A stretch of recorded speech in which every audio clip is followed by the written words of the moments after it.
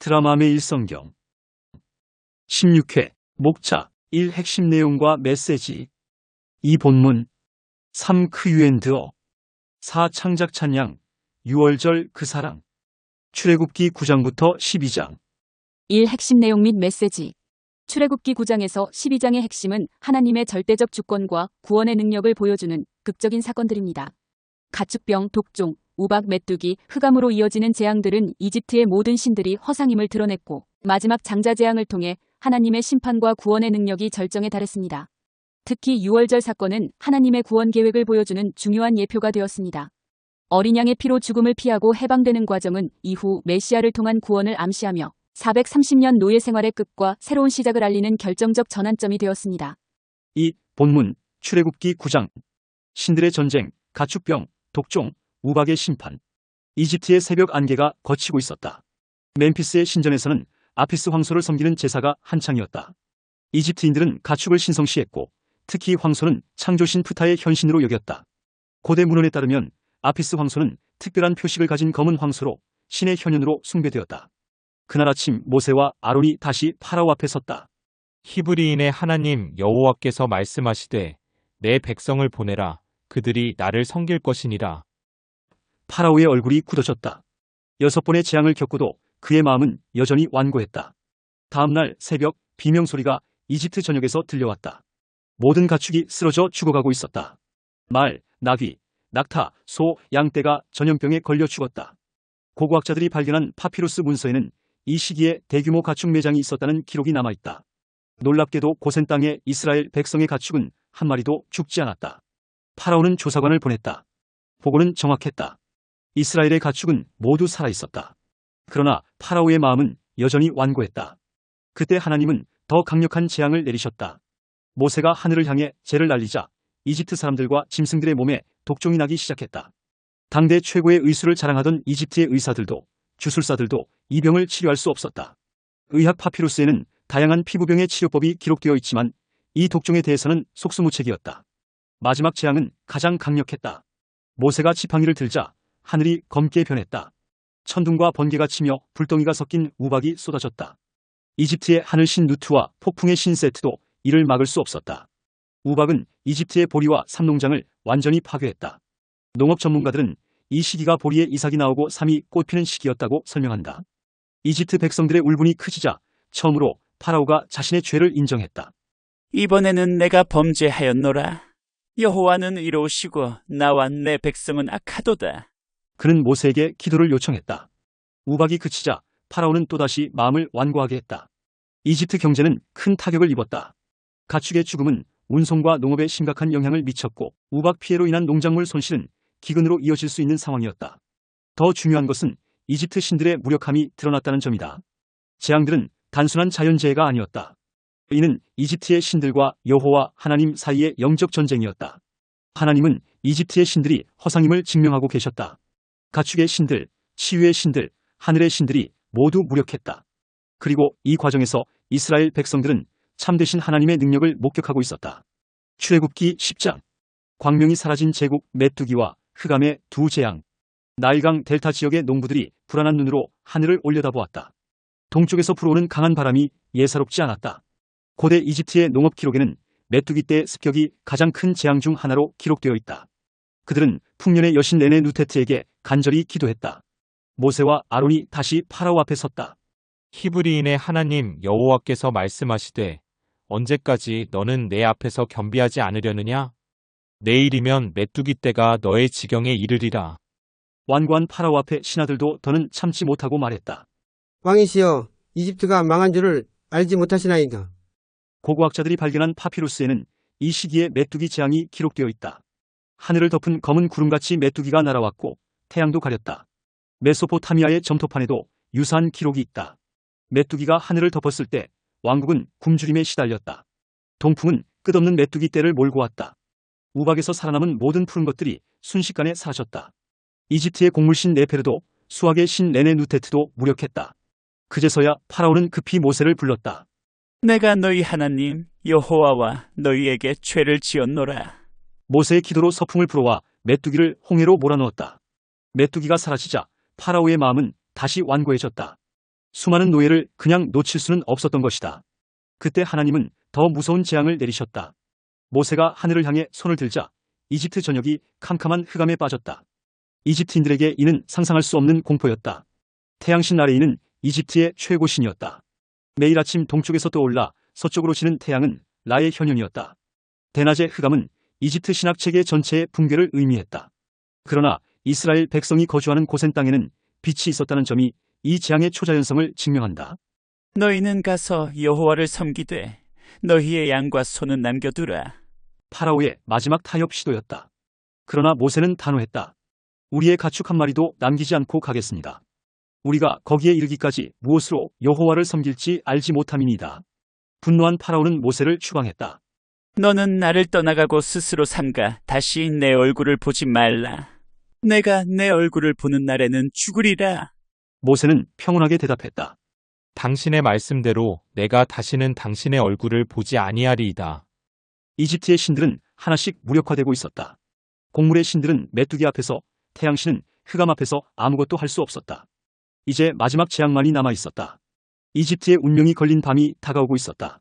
출애굽기 11장. 마지막 경고, 장자의 죽음을 예고하다.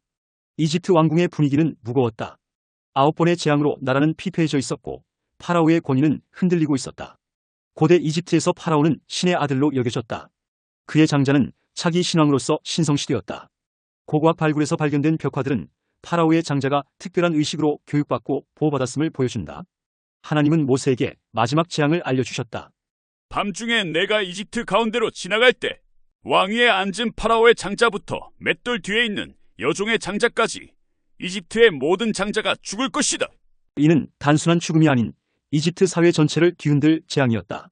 고대 근동의 문화에서 장자는 특별한 의미를 지녔다. 가문의 계승자이자 가족의 미래였다. 이집트 신화에서도 오시리스와 이시스의 아들 호루스는 장자권의 중요성을 보여준다. 장자의 죽음은 미래의 죽음을 의미했다. 모세는 파라오 앞에서 마지막 경고를 선포했다. 그의 목소리에는 이전과 다른 위험이 실려 있었다. 여호와께서 이같이 말씀하시기를 밤중에 내가 이집트 가운데로 들어가리니 이집트 땅에 있는 모든 장자가 죽으리라. 파라오의 신하들은 공포에 떨었다. 그들은 이미 9번의 재앙을 통해 히브리인들의 하나님의 능력을 목격했다. 이집트의 수호신들도 치유의 신들도 모두 무력했다. 죽음의 신 오시리스조차 이 재앙을 막을 수 없을 것이었다. 모세는 계속해서 예언했다. 이집트 온 땅에 전무후무한 큰 부르짖음이 있으리라. 그러나 이스라엘 자손에게는 개도 그 혀를 움직이지 않으리니 여호와께서 이집트 사람과 이스라엘 사이를 구별하심을 너희가 알리라. 이집트 사회는 이미 혼란스러웠다. 고센 땅의 이스라엘 백성들은 떠날 준비를 하고 있었다. 그들은 하나님께서 모세에게 명한 대로 이웃 이집트인들에게 은금 패물을 요구했고 하나님은 그들에게 은혜를 베푸사 이집트인들이 그것을 내어주게 하셨다.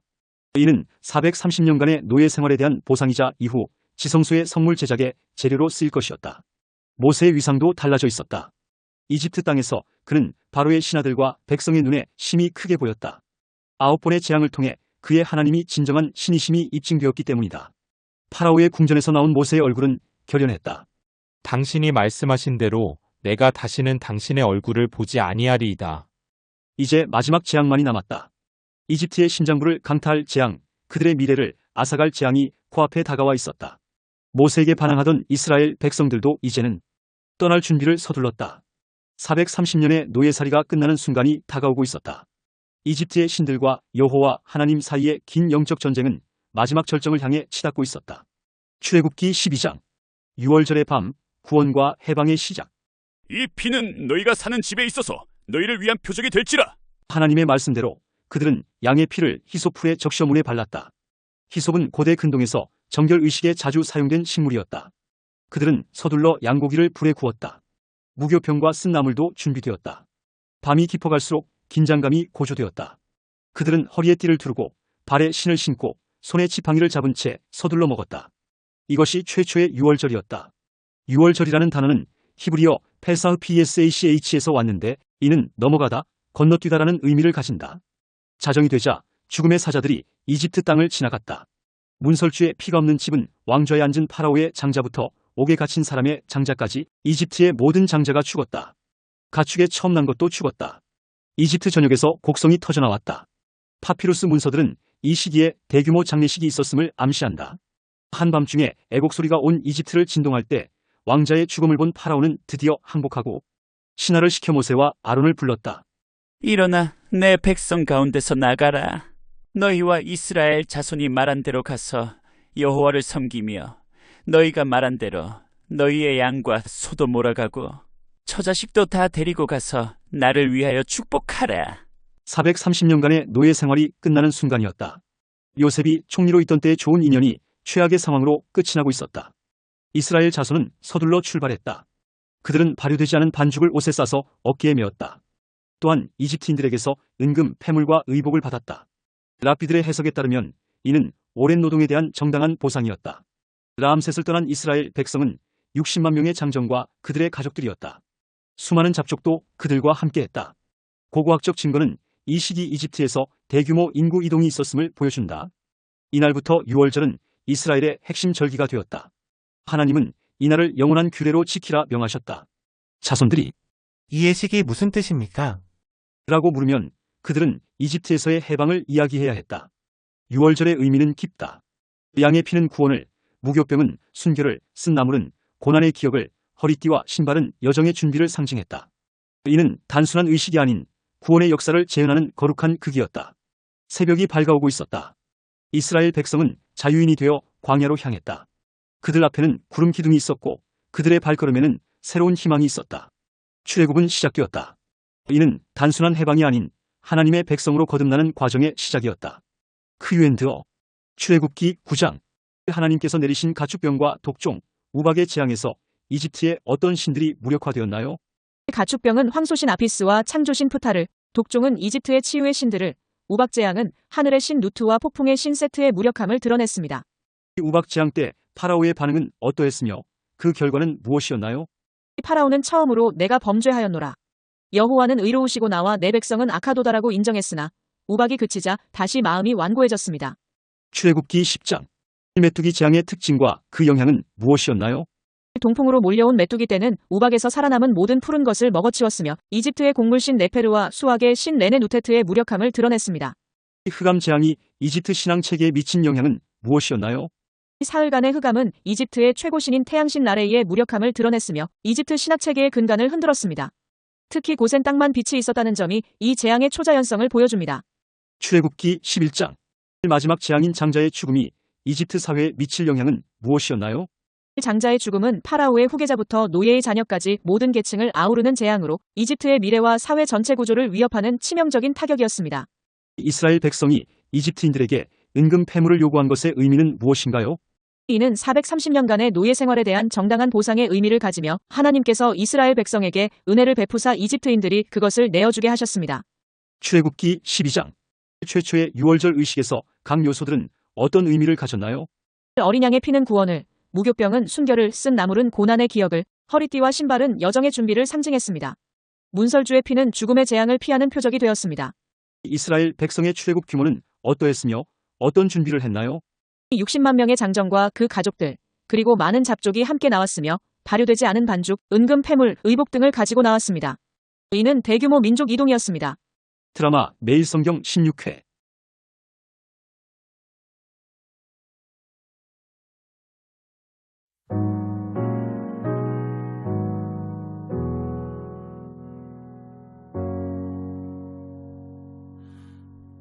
이집 땅 깊은 흑암 신음하던 그때에 자비하신 주님 음성 우리를 부르셨네.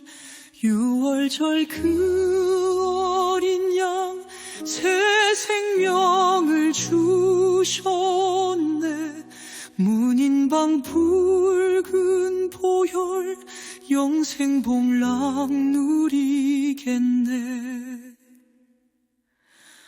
어린 양의 그 보혈로 우리 해방되었네.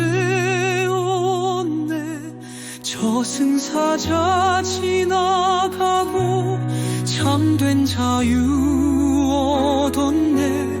할렐루야 찬양하세 구원의 주 6월절에 그 어린 양 부활 생명을 주셨네.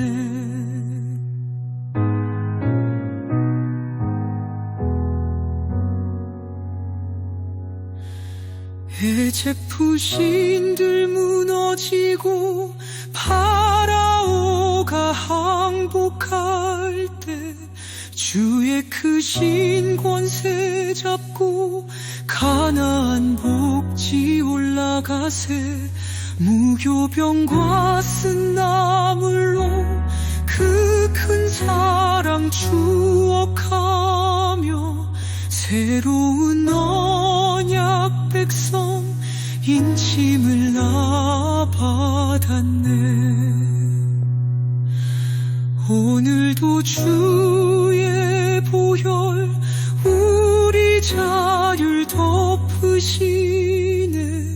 원수 권세 이기도록 강한 능력 주시도다. 6월절 그 어린 양 주님 은혜 찬양하세. 영생복락 주시려고 귀한 보혈 흘리셨네. 어린 양의 보혈로 우리 자유 얻었네. 저승사자 지나가니 완전 자유 주셨네. 할렐루야 찬양하세. 구원의 주내 하나님. 6월절 그 어린 양 영생복만 누리겠네. 어린 양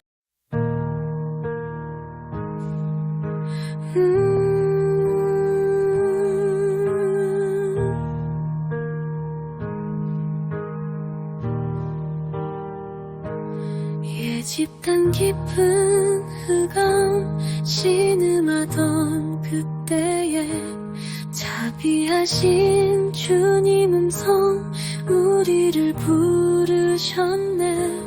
6월절 그 어린 양 새 생명을 주셨네. 문인방 붉은 보혈 영생복락 누리겠네. 어린 양의 그 보혈로 우리 해방 되었네. 저승사자 지나가고 참된 자유 얻었네. 할렐루야 찬양하세. 구원의 주 내 하나님. 6월절에 그 어린 양 부활 생명을 주셨네.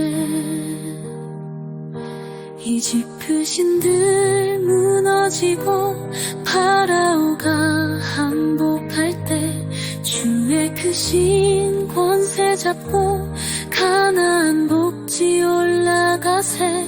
무교병과 쓴 나물로 그 큰 사랑 추억하며 새로운 언약 백성 인침을 나 받았네.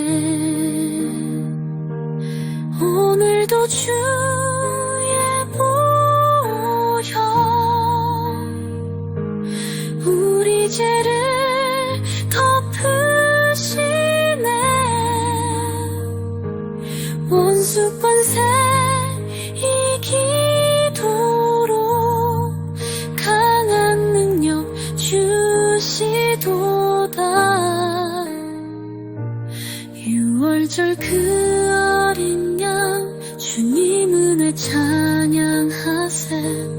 영생복락 주시려고 귀한 보혈 흘리셨네. 영생복락 주시려고 귀한 보혈 흘리셨네.